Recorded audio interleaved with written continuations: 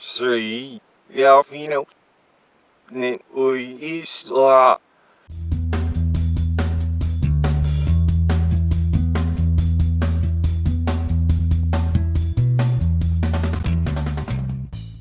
Yeah, Twin Peaks: The Return. I've got no fancy setup. I've got no series planned, but I figured I've just started posting my kind of Twin Peaks journey, going through the original series of Twin Peaks and the movie and all the special features, the whole box set. And that series will be posted, over the next couple of months, probably every now and again, every week or so. But the new series has come, and one of the main reasons of me going to that box set and watching all of Twin Peaks was to, be able to watch this new series that just started in May, a couple of months ago. There's about 9-10 episodes already released. I think there's 8 more to go. And so I sat down and started watching this. And it's funny because the moment I finished the original Twin Peaks, which was with the movie, Fire Walk with Me, although I guess it was technically The Missing Pieces was the last thing I watched. And then I flew back to Norway, and it was about 25 hours. And that's when I started watching the new series. So a lot of people had to wait 25 years for this new Twin Peaks, even longer, I suppose. I had to wait 25 hours, so I feel quite lucky in that. And I still felt watching this new series this kind of wave of, oh my god, it's Hawk, and oh, it's the Log Lady. It was really cool. So even though I didn't have that literal time separation of 25 years, it almost felt like there was, and I felt the that gap, that the weight of that passage of time. And I read this really good article someone was writing about the new Twin Peaks, and they said that it doesn't feel like season 3 of Twin Peaks, it feels like season 27, and we've missed 25 seasons along the way. And it doesn't feel like the original Twin Peaks. It has a much different tone to it, more like a movie, more serious. It doesn't have that Twin Peaks kind of vibe as far as the offbeat humor goes. I mean, there is offbeat humor in it, but it doesn't quite feel Twin Peaks. And I kind of like that. It really takes its time. And people have been kind of speculating that the original run for this show was going to be, I think, 9 episodes, 8 episodes, something like that. And then they had a dispute whether they could do it or not. David Lynch and Mark Frost, they had obviously demands for what they wanted to do with the show and to have creative freedom. And then apparently, out of nowhere, it turned into 18, 19 episodes, whatever the count is. It almost doubled, or definitely doubled. So people have been saying, well, did David Lynch just say, that's okay, we'll just make everything twice as long? Because the pace in this new show is very, very drawn out. Now what we're going to do is talk about part 1 and part 2 of the new series. And just very briefly, just cliff notes, things that I liked and stuff like that. We open up with the Giant and Cooper in the Black Lodge, maybe, I guess. And that in itself was just really cool. And then we move into...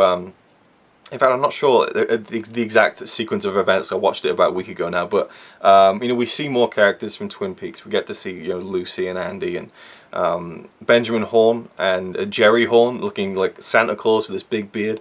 That was great to see Ben and Jerry again, I have to say. And Ashley Judd was playing his assistant, which is cool. And the cast list for this new series is unbelievable. There's not like so many great names, but just so big. There's over 200 cast members in the show. Lots of great actors who are coming into the show, and also a lot of the old favorites. A lot of the old favorites are back, which is really cool. Obviously, some people couldn't. I'm really disappointed that Michael Ontkean couldn't do a part as Sheriff Truman.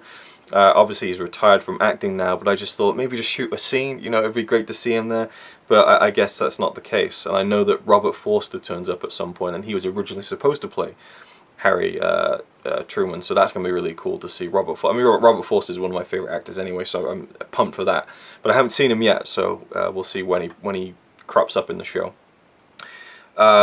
We had at different locations, New York, South Dakota, Twin Peaks. We go back to Twin Peaks. I love the opening credits. It's reminiscent of the opening credits of the original Twin Peaks, but it's different in its own way. And the emphasis on the famous portrait of Laura Palmer was interesting. I thought, okay, we're still going with that. And obviously by the end of part 2, we get to see Laura Palmer again, which was crazy. I was not expecting that whatsoever, and I'll talk about that more in just a second. But we have this new stuff going on, and I really respect that this has new stuff going on. It isn't a total Twin Peaks nostalgia ride. It isn't let's do the whole show in Twin Peaks again like it was in the original series. Let's go to other places and expand the world, expand the lore, and branch out with new different characters. And we have Matthew Lillard playing a character who is accused of murdering this woman, and that scene when they find the body was just grim as hell. There's some really grim stuff in this. Obviously they have more of a license to do more extreme stuff in this. You know, stronger language, more violence and things. I mean, it's not crazy, but it's certainly a bit more risque than you would have in the original Twin Peaks. And we have this really interesting segment in New York with this guy sitting in this brick building in New York City that kind of stands out from all the other skyscrapers, and he's looking at this Perspex box with loads of cameras and like this box full of all these little SD cards. He keeps changing them. He's sat there watching it. The scene is so long and drawn out. And I was just so captivated because I'm such a fan now that I'm ready for any ride that David Lynch wants to take me on. The fact that he's directing all of these episodes, I think he's directing all of them, but at least a big part of them, is exceptional to me. It's so cool because, you know, a lot of people said that the second season lost its way when his involvement became lesser and lesser, and I think I kind of agree, but not as much as some people say. I don't think it got terrible, but it certainly lost its way somewhere. And here, it's just so great to see this. Again, it has the weird offbeat humor at times too. One of my favorite moments so far has been the interaction across the phone, but interaction nonetheless between Hawk and the Log Lady. Catherine Coulson, who plays the Log Lady, passed away I think over a year ago now, and you can tell when she filmed her scenes for the new Twin Peaks that she was on her last legs. I don't know if the thing in her nose was you know, for show or not, or if it was literally she needed that to get through the scene. I don't know. You know, her hair's mostly gone.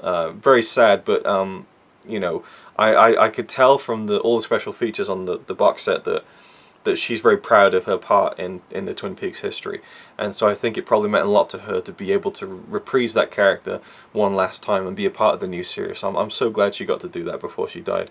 And I'm actually watching the first season of Twin Peaks again. I'm going Twin Peaks crazy with my fiance Connie, and so there was a scene when they go up into the woods in the first season and they see the Log Lady and they go down and have tea with her.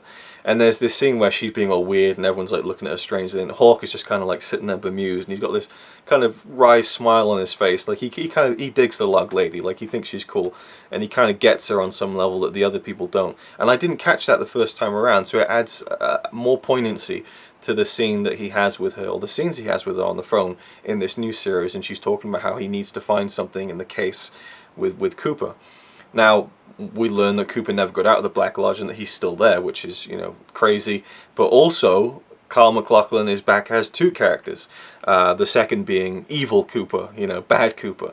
And he's got longer hair and he's got the black eyes to differentiate, but also, you know, obviously he's gotten into some bad stuff, you know, and you got to wonder what the hell has happened in the past 25 years and how is everything, you know, played out. It's just lots of really cool things you can speculate on with this new show, I think, and what could have happened in the space between season 2 and 3. And what the South Dakota stuff. A couple of criticisms. I think some of the CGI is a little bit ropey. The guy who's in the room with the box, he brings his girlfriend in and they start getting it on, and then some presence comes in and just chops them up. I mean, that was, holy fuck, like that was unbelievable. My jaw was on the floor. But it looked a little bit ropey, the CGI thing, and there's not much you can do with that. It has to be a digital effect, I think, to convey what it's supposed to be, this kind of just, this thing. But mainly it was the body that was found in the old people's home that had a different body and just the severed head. It looked too 2010 CGI to me. I don't know if it would cost more or less to have an actual kind of you know, physical dead body made and stuff. Maybe it would, I guess, because not a lot of people are doing it these days, but it just didn't convince me and kind of took me out of the moment a little bit, unfortunately. But, you know, very small. And I might be getting wrapped up a little bit here or out of sequence because I have seen episode 3. I think episode 3 is the last one I've seen. We got a scene with the bad Cooper coming in and doing some stuff on a computer, and I believe he heard something from Jeffries, who was David Bowie's character in Firewalk with Me. So I love that there's a link to the movie as well, because some people are not a fan of the movie. It makes me think of the prequels in Star Wars, you know, when a prequel film gets referenced in some way in the new films, it's like, oh, they haven't forgotten about it, you know, it still counts, and that was kind of how I felt getting that Bowie reference. Well, maybe. There's no kind of confirmation. Well, maybe. I mean, there's no kind of confirmation that it was him, I don't think. But certainly not David Bowie, but the character, at least. We get to see Gordon Cole again, and Albert, you know, just Dr. Jacoby. Was not expecting to see him, you know. And I'm really intrigued by what the hell he's doing with those shovels. Yeah, so and there's more characters we haven't seen yet. We got a glimpse of Shelley, and then the episode ends with Shelley with some friends, and then James Hurley comes in, and I love that line. James has always been cool, you know. And James isn't necessarily my favorite character from the original series, but it was nice to see him too, and the fact they end the episode at the Roadhouse. And that's part 2, I guess. I watched it as one like continuous 2-hour movie, part 1 and 2. I guess they both premiered at the same time. And so that kind of 2-hour stretch ends at the Roadhouse with a musical performance and then the credits rolling. And I think every episode ends like that, or at least the ones I've seen do. And I like that concept. It's cool. It's different. I like it. And yeah, so there's probably more. Oh, cool. How could I forget? The Black Lodge stuff. Actually, no, forget the Black Lodge just for a second. Keep that to one side. Matthew Lillard's character, this guy who gets accused of the murder of this woman in the old people's home. Really intrigued by that storyline, and there's just some really funny stuff in this show that isn't even related to the original characters. Matthew Lillard's wife, I forget the character names, he gets taken away by the police. You know, we want to question you, and she's like, well, what about dinner with the Watsons or whatever? It's just like such a kind of, you know, middle class kind of thing to worry about. Your husband's getting taken away by the police, but we're having a dinner get together later. What are we going to do about that? And then Bad Cooper ends up murdering her, so I'm intrigued to see where that plays into everything, and the whole South Dakota connection, where that's going to obviously at some point lead to Twin Peaks. I'm guessing it'll kind of elongate and get to that point. But then the Black Lodge. Oh, no. Before the Black Lodge, I just want to say the interrogation scene, Matthew Lillard was fantastic, and I've always kind of liked him. You know, he was goofy in the late 90s and 2000s, but he was really good in that film. What was it? The Descendants. Alexander Payne, the George Clooney film. He has a very small part in that, and I just thought he was really great in that one small scene that he had in The Descendants, and I thought he was great in this, the interrogation scene. Like, just the layers of acting there were very impressive, I thought. Anyway, the Black Lodge. We end with this great sequence at the Black Lodge. Cooper's there, and he sees Laura Palmer, you know, and yeah, I'm just intrigued if we'll see her again. Leland Palmer, holy fuck, Ray Wise comes back as Leland, one of my favorite characters in TV history at this point. And you know, 2 months ago I'd never seen Twin Peaks, but I mean, he made such an impression on me in the second season, I think, of Twin Peaks more than anything, and also in the movie Fire Walk with Me. Just great character actor, fantastic to see him again. Mike is back as well. He doesn't look like he's aged as much as everyone else, I have to say. The one-armed man, Mike. And then we have the man from another place has now kind of materialized from this small man into this tree with like a featureless head, this pulsating membrane, a brain, whatever you want to call it. Very weird, very strange, very Lynchian, I guess you would say. I guess that's a word now, right? And then the Black Lodge falls apart from Cooper's feet, and it's kind of referenced that it's time for him to leave, and he needs to get out somehow, and he ends up in the box in New York, and it's like, holy shit. And then loads of stuff starts happening to him, and you don't know what happens, and that's kind of the cliffhanger for his character. And where will he go in episode 3, which I have seen, but I'll leave that for another video, because this one's been almost 15 minutes now, so I guess I'll make a series out of this and talk about the episodes as they go. I've talked about everything on the original Twin Peaks, so I may as well complete the set and do some videos on the new series, because I'm really enjoying it. And again, the music is different. You know, it's not the same kind of stuff that we heard in the original.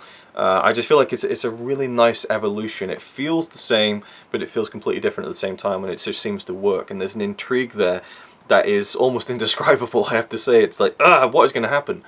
And I know that episode 8 is the big one everyone talks about, and you know, when you get to episode 8, it's going to be crazy, so I'm looking forward to it.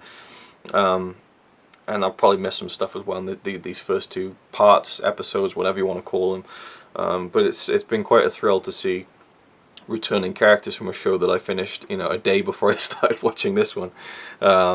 Yeah, so Twin Peaks, leave me your thoughts on the new series, the old series, whatever you want to talk about.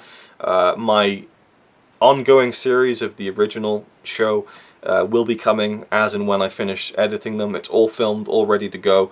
Well, not ready to go, I've got to edit them first and put all the pictures in and stuff, but yeah, so this will just be kind of a concurrent thing. I'll be talking about the new series, then the old series, then the new series.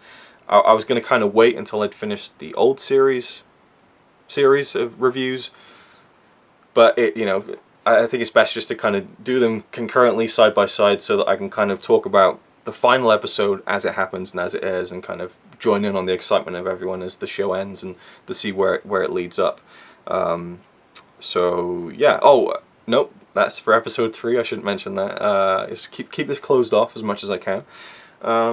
Anything else? I think no. I think that's about it. So yeah, it's a strange feeling when you're like, I can't believe this is happening, and yet again 2 months ago it's like, oh, Twin Peaks, another series. That's cool. Never seen it, so I got no opinion on it, and now I'm like, oh my god, this is awesome. So I can't imagine what it feels like for those original fans who've literally waited decades, or have gone decades thinking this would never happen, you know, which is kind of the same thing as Star Wars Episode 7, I think. So at least I can relate to that feeling of anticipation of something that you always wanted but never thought you'd get, you know. So there we go, that's it. Twin Peaks The Return, Part 1 and 2, talked about, in the can. I'll see you with Part 2, where I'll be talking about Part 3. I'll see you in the next video where I talk about Part 3 of Twin Peaks The Return. Thanks for watching, I'll see you in that one. It's alright by me. Apart from the fact he throws cans of Carlin into a tree. Yeah, he's really cool. Yeah, he's really cool. But he's not quite as cool as you, 'cause